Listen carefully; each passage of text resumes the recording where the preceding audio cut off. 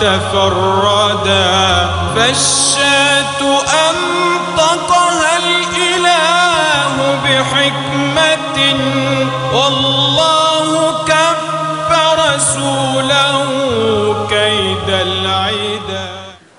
الحمد لله الذي هدانا لهذا وما كنا لنهتدي لولا أن هدانا الله. الحمد لله نحمده على نعمه التي لا تعد ولا تحصى، ونشهد أن لا إله إلا الله وحده لا شريك له، ونشهد أن سيدنا ونبينا وقدوتنا وأسوتنا وقرة عيوننا محمدا عبد الله ورسوله وخيرته من خلقه وخليله، أرسله ربه بالهدى ودين الحق ليظهره على الدين كله، وكفى بالله شهيدا. اللهم صل وسلم وبارك عليه وعلى آله الطيبين الطاهرين، وعلى بناته وزوجاته أمهات المؤمنين، ومن اهتدى بهديه واستنى بسنته إلى يوم الدين.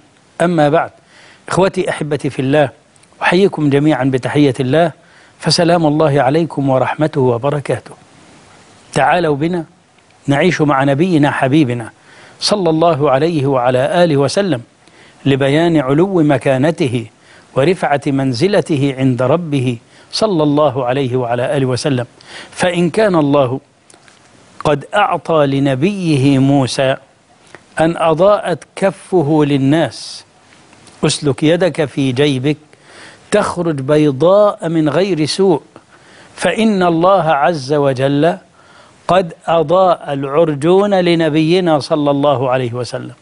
إن كان الله أعطى لنبيه موسى أن تضيء يده للناظرين فيرونها بيضاء ناصعة، فقد أضاء العرجون أي العصا والخشبة في يد النبي صلى الله عليه وعلى آله وسلم. روى الإمام أحمد والطبراني وأبو نعيم والبزار بسند صحيح من حديث قتادة بن النعمان قال: خرجت ليلة مظلمة وكانت السماء ملبدة بالغمام، فقلت في نفسي: لو أني أتيت رسول الله الليلة فشهدت معه العشاء وآنسته، فإن من يشهد العشاء الليلة قليل. قتادة بن النعمان تظلم الدنيا ويبدأ الرعد والبرق، فيقول في نفسه: من يشهد صلاة العشاء الليلة قليل، لو أني أتيت رسول الله فصليت معه وآنسته الليلة. قال: فذهبت حتى دخلت المسجد فبرقت بارقة فلمعت، فرآني رسول الله فقال: قتادة؟ قلت: نعم يا رسول الله صلى الله عليه وعلى آله وسلم. قال: ما هيجك الليلة؟ كثير من الناس لم يخرج الليلة إلى مسجد رسول الله، ما هيجك الليلة؟ قلت أي قتادة قلت: أشهد معك العشاء وأونسك يا رسول الله صلى الله عليه وعلى آله وسلم.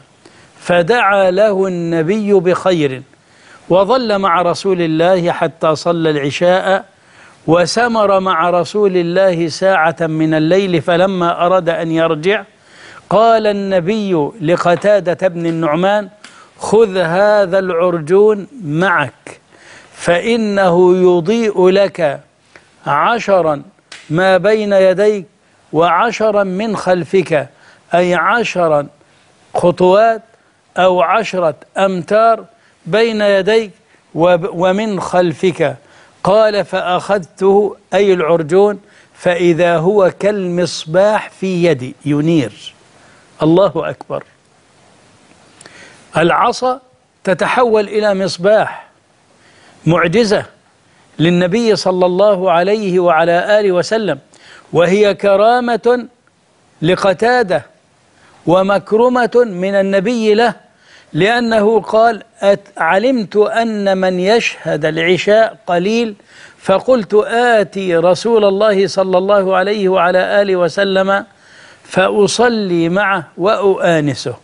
قال النبي صلى الله عليه وعلى آله وسلم: وارجع إلى أهلك، إلى بيتك، فستجد في أهلك حيوان، فإن الشيطان قد خلفك في أهلك، فاضربه بهذه العصا.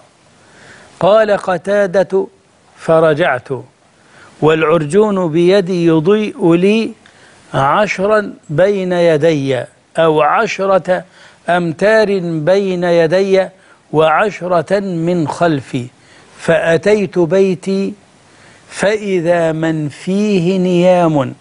وأخبرني النبي صلى الله عليه وعلى آله وسلم أن الشيطان في ركن من أركان البيت قد اختبأ بستر، فاضربه بهذه العصا. قال: فعدت في ركن من أركان البيت فيه ستارة، فرأيت مثل القنفذ، حيوان يشبه القنفذ. قال: فجلست أضربه بالعصا حتى مات. فكانت هذه معجزة من معجزات النبي صلى الله عليه وعلى آله وسلم لقتادة ابن النعمان، إذ أكرمه النبي أولا بالعصا التي أصبحت مصباحا وأضاءت له الطريق، وهي مكرمة لقتادة لأنه أراد أن يسمر ويؤانس النبي، فأكرمه النبي صلى الله عليه وسلم بهذه الكرامة العجيبة. ثم إن النبي أخبره بخبر لا يعلمه إلا رسول، لا يعلمه إلا النبي. قال له: إن الشيطان خلفك في أهلك وستجده في ركن من أركان البيت. فقال قتادة: فلما عدت إذا أهل البيت نيام، الكل نيام، الزوجة والأولاد نيام.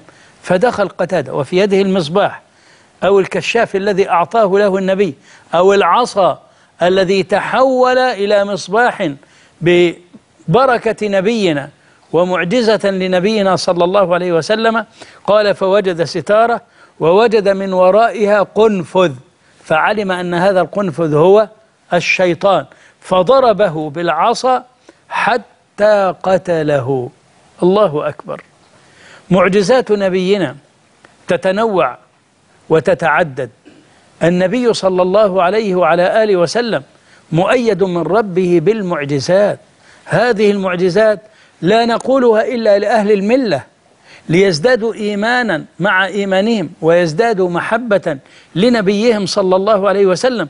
فربما قال قائل: أنتم تعيشون في هذا الوهم، أنتم تتكلمون عن أشياء حدثت وانتهت ووقعت لنبينا، ما فائدة أن نذكرها الآن؟ فائدتها أن نصدق الأخبار التي جاءتنا.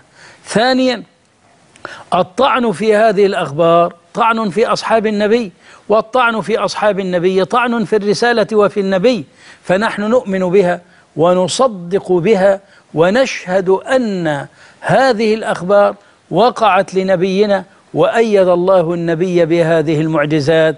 منها أن أضاء العرجون في يده صلى الله عليه وعلى آله وسلم، والمعجزة مقرونة بالتحدي. هل يستطيع أحد من البشر أن يحول العصا إلى مصباح يضيء له؟ هل يستطيع؟ لا يمكن.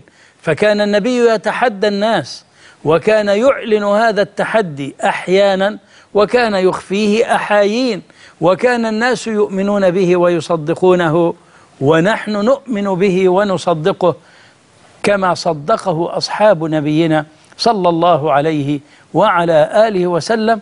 وفي الختام، إلى لقاء آخر مع معجزات النبي نعيش ونستمتع، والسلام عليكم ورحمة الله وبركاته. بالمعجزات حبى الإله محمدا، بالمعجزات فقد علا وتفرد.